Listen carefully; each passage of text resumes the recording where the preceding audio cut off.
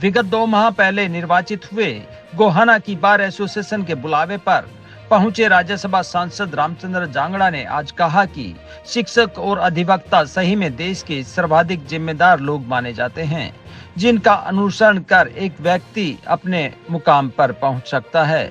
इसलिए इन दोनों वर्ग के लोगों को अपने पेशे से बेहद ईमानदारी से निभाना चाहिए।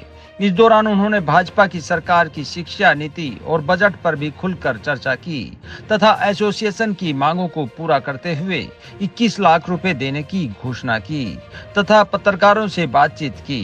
गोहाना बार एसोसिएशन के सभी पदाधिकारी महम गए थे मेरे पास, और मेरा तो ये क्षेत्र है, मेरा विशेष प्रेम है।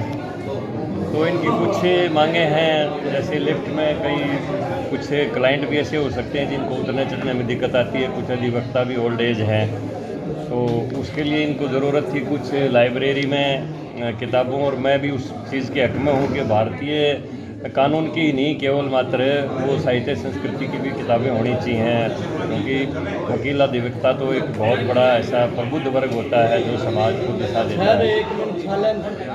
तो उन सब चीज़ों को ध्यान में रखते हुए मैंने 21 लाख की राशि यहाँ देने की घोषणा की है, और जल्दी हम उसको यहाँ इन तक पहुँचा देंगे जो इनकी मांगे हैं। और आप आगे भी मैंने कहा कि 2026 तक मेरा कार्यकाल है, तो आगे भी कोई किसी किस्म की डिमांड होगी तो हम उसके लिए भी कोई पीछे नहीं हटते।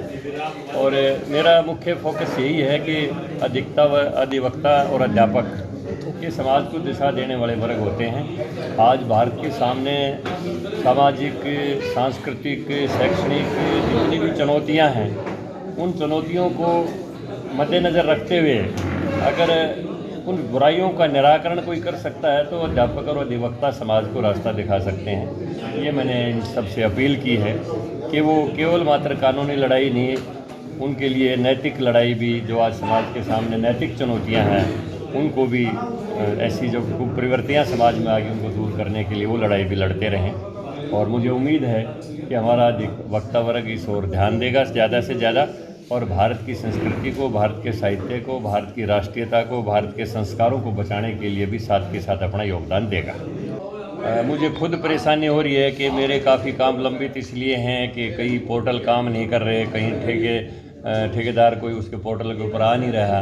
कठिनाइयाँ हैं, मैं मानता हूँ, लेकिन मैंने जैसा कहा कि प्रारंभ में हर सिस्टम में कठिनाइयाँ आती हैं, और दुनिया में सबसे कठिन काम व्यवस्था परिवर्तन का ही होता है।